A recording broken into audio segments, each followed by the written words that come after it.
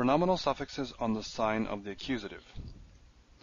Now we come to the module that I mentioned in chapter 15 when we were dealing with the word at, meaning the preposition with. This is the counterpart to that one, because if you remember, there are two meanings for at. We have at meaning with, the preposition with, and that's what we looked at last chapter. And we have at meaning the sign of the accusative. Tells you what your object is. So it's the definite direct object marker. Without pronominal suffixes, you can't distinguish them except by context. When you have pronominal suffixes on them, then you see some differences. And we noted last time that we see a dagesh forte here, dagesh forte, and this tsere changes to a hidik. And I also mentioned, just sort of ahead of time here in anticipation of this module, that what we'll get with the definite direct object marker is O. When we put pronominal suffixes on the definite direct object marker, we get O here instead of tsere. So let us look at these two paradigms. Actually, first we'll look at it, the sign of the accusative, the definite direct object marker with pronominal suffixes by itself. Let me read this to you. Oto, ota, otcha, otach, oti, otam, otan. Now here we have a change a little bit. Etchem, etchen.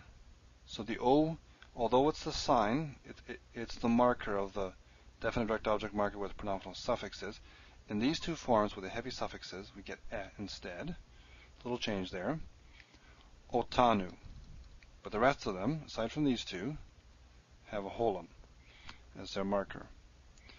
Now let's compare this with what we dealt with before. So this is with.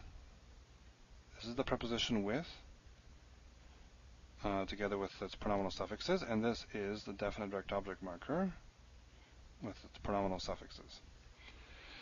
So we see here the green ones here, none of the tavs have the hidik, while over here none of the tavs have the dagesh forte. These ones all have the dagesh forte. Okay, so that's a solid rule. That's a visual rule that you'll see when you look at the text. So it doesn't have it, it's a definite direct object marker. It does have it, it's with. The other thing is the hidik. These ones here, with always has the hidik all the way through, all the forms. So this is a nice solid rule. O is for the definite direct object marker, but as I just said, it doesn't show up here. But at least you know you don't have the hidik, so you know it's not this, and you don't have the dagesh, so you know it's not this. So on two counts, you can distinguish it from with. So it's not too bad.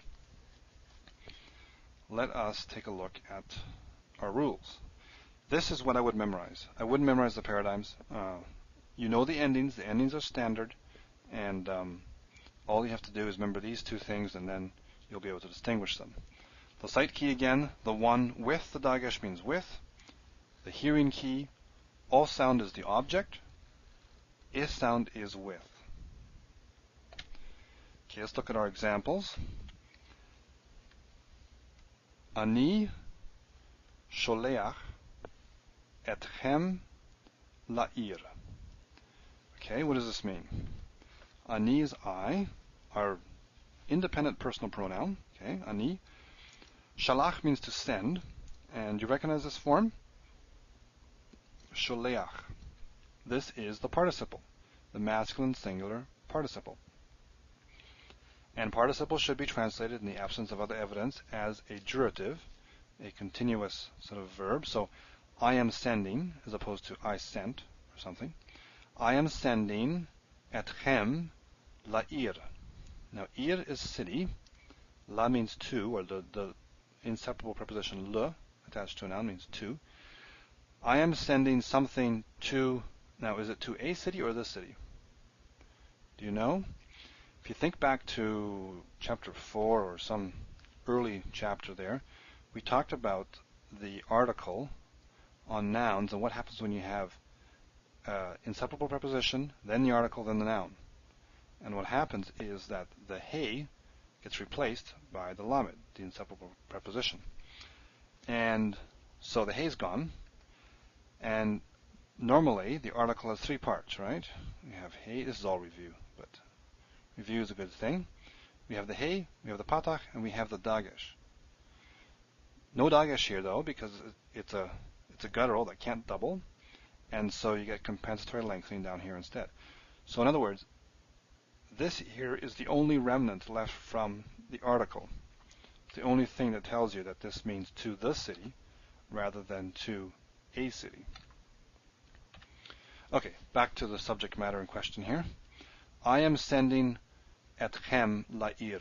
Is this I am sending with you to the city, or I am sending you to the city? Well, is there dagesh? No dagesh.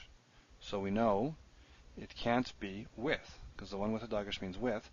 Is there a hiddick here? No hiddick. I means with. So on two counts, we know that this is a definite direct object marker. So notice how this is different from English. In Hebrew, you use a different form when you're in the object versus the subject. You would not say, Ani sholeach atem la'ir. Atem, over here, is the independent personal pronoun, but you only use that for the subject. If you put it up here, it would work, but not down here. So when you want to use a personal pronoun like you would use in English as the object, then you have to use the definite direct object marker with a pronominal suffix on it. In English, you would just say you. You would work in either case. You are sending, or I am sending you to the city. So you works for both nominative and accusative, subject and object. In Hebrew, that's not the case. No pun intended on case there, but anyway. Okay, one more example. Zachar unkeva bara otam. Zachar means male. If this were a patach, it would be the verb to remember, which is different. But this tells you that it's a noun, zachar. Nekeva is female, so male and female. And remember, our vav changes to an u before labials. That's why we have an u here. Male and female. Bara means to create. Now here, this looks like a noun, doesn't it? Just like this. Two comments. This comment is there because of the aleph. Remember, third aleph in the perfect causes the previous vowel to lengthen. So this is a verb, even though it looks like a noun. Male and female, he created otam. What is otam? Well, as soon as you hear the o sound, you know you have an object. So male and female, he created them. This is the masculine plural, ending with the sign of the accusative. And the reason we're using masculine plural is because we have a mixed group. When you have a mixed group, you use the masculine form. So there you go, a couple of examples. Again, I wouldn't memorize the paradigms. I would just memorize these two clues here. The one with the dagesh means with. O sound is the object. Is sound is with.